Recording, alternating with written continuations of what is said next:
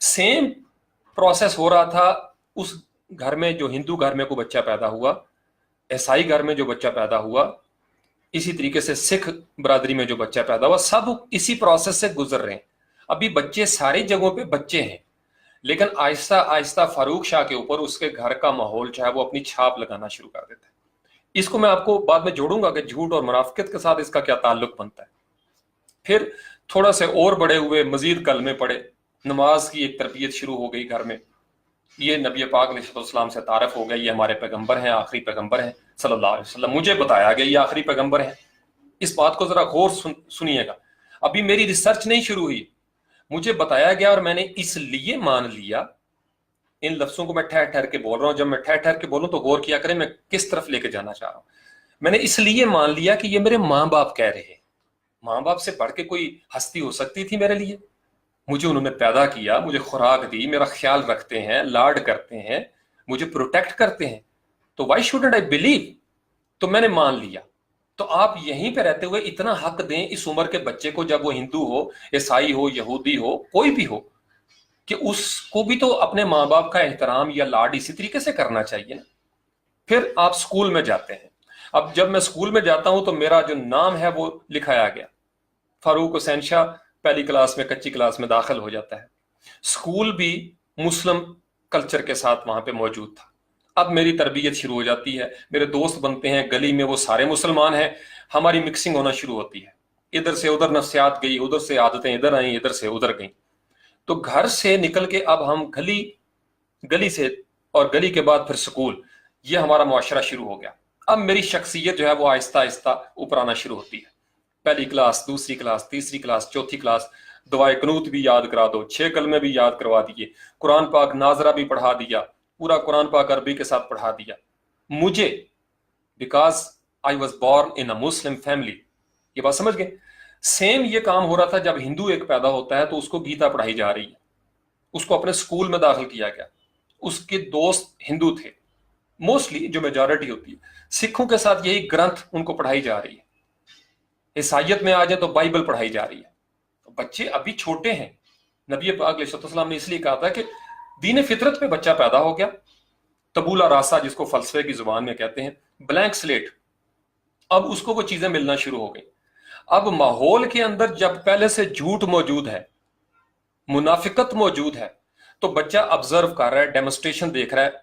वालदैन अगर झूठ बोल रहे होंगे कि जाओ दरवाजे पे उसको बह दो, मैं घर में नहीं हूं, आपने ट्रेनिंग कर दी। इसी तरीके से नेक्स्ट स्टेप्स पे बहन भाई, फिर गली में अगर झूठ मौजूद है तो बच्चे पे असरात आएंगे। स्कूल में अगर झूठ मौजूद है बड़ी तेजी से असरात आएंगे, क्योंकि बच्चा अब थोड़ा क्रिएटिव होना शुरू हो गया, बड़ा हो गया।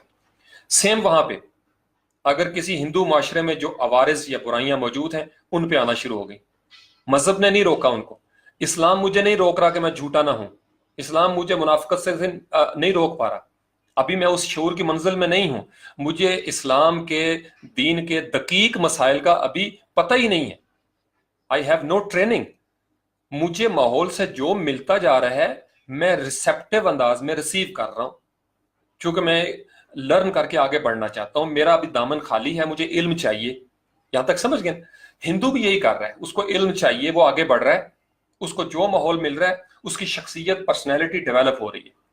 तमाम मज़ाहिब इसी तरीके से। फिर इस कैटेगरी से नीचे उतरे। अहले तशय्यो के घर में एक बच्चा पैदा हुआ है, तो ऑब्वियसली वो उसने बड़े होकर आहिस्ता आहिस्ता वही मिजाज रखना है जो एक अहले तशय्यो का हो सकता है। अगर कोई सुन्नी बरेलवी है तो उसका वही मिजाज बनना शुरू हो जाएगा। ये मिजाज है जो मसलक का मिजाज है। दूसरा है समाजी शख्सियत का। ये दोनों पैरेलल लेके चले। अब होता क्या है कि समाज की जो शख्सियत बनती है, समाज की, और उसके ऊपर जब वो मसलक उसके साथ जुड़ता है या मजहब जुड़ता है, तो समाजी तौर पर अगर मैं झूठा इंसान हूं, मुनाफिक इंसान हूं, तो गोया अब मेरा मसलक या मजहब जो है वो जब इस रूप से होकर निकलेगा मेरे इजहार के साथ, तो उसमें झूठ की भी आमेजिश होगी, उसमें कहीं नफाक भी मौजूद होगा।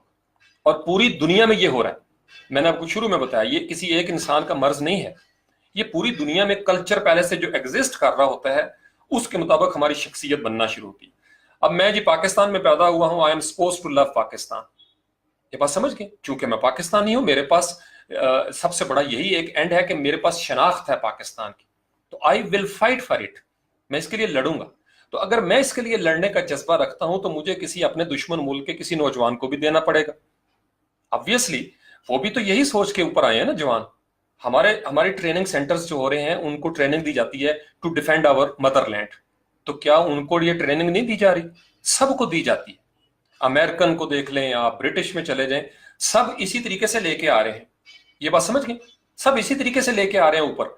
अब जब फारूक शाह बड़ा होता है, आजादी के साथ सोचना शुरू करता है, और आजादी का सफर होता है जब बच्चा पढ़ना शुरू कर देता है। गैर निसाबी, जब तक गैर निसाबी कुतुब का मुताला नहीं करते, अगर आप उसी पे इन्हिसार कर लें जो आपको मिला है माहौल में, और आप कहें कि वही सच और हक है, तो फिर मेरी जान आपको दूसरों को भी ये इख्तियार देना होगा कि वो भी यही सोचें कि जो उन्हें मिला है वो सच और हक है। अब मैं आपको मिलाता हूं कुरान की उस आयत के साथ कि अल्लाह के मोमिन बंदे जो हैं वो साहिब बसीरत होते हैं, बसीरत के साथ रिसर्च करते हैं। तो मुआशरे रिसर्च की राह में इसलिए रुकावट पेश करते हैं कि वो जो सेट प्रिंसिपल्स होते हैं उनको वो चेंज नहीं करना चाहते। अब हमारे यहां जब वो चेंज नहीं करना चाहते, ये किसका फायदा है? मेरी जान, आज मुश्किल टॉपिक है चूंकि आखिरी है। किन का फायदा है जो ये निजाम नहीं बदलने दे रहे? एग्जिस्टिंग कल्चर बदलना अगर शुरू हो जाए तो किसका नुकसान है? और अगर ये निजाम मौजूद रहे, नफ्सियाती निजाम, शख्सियत का निजाम, जिसमें पिछले 30-40 सालों से एक तरह के बच्चे पैदा हो रहे हैं, किसका फायदा है? उनका फायदा है उन चंद घरानों का जो मुसलसल कई दिहाइयों से हमारे ऊपर हुकूमत कर रहे हैं। वो कभी नहीं चाहेंगे कि यह सेटअप बदली हो जाए। अब इसको बदली करने के लिए जरूरी था कि आपका एजुकेशन का सिस्टम जो है उसके अंदर रेवोल्यूशन पैदा हो जाए। आप पिछली तमाम तारीखें पढ़ के देख लें किस दौर में एजुकेशन सिस्टम के अंदर रेवोल्यूशन आया। आपको अंदाजा हो जाएगा कि कौन बंदा था जो चाहता था कि आम लोग भी ऊपर आए। अदरवाइज फराइन मिस्र हमेशा ऐसा निजाम तालीम वज़ा करके रखते रहे कि किसी और बंदे को यह शऊर न पैदा हो, लेकिन उसी मिट्टी में सुकरात जैसा इंसान पैदा हो गया जिसने अपने थॉट प्रोसेस से सोचा कि यार किन स्क्रिप्चर्स में लिखा है। उसने कहा मैं ऐसे खुदा को नहीं मानता जो ये कहे कि बादशाह का बेटा ही बादशाह होगा। तो आहिस्ता आहिस्ता लोगों ने उसको बागी कहना शुरू किया, वो जुनूनी है जी, ये है जी, वो है। ये बात समझ गए?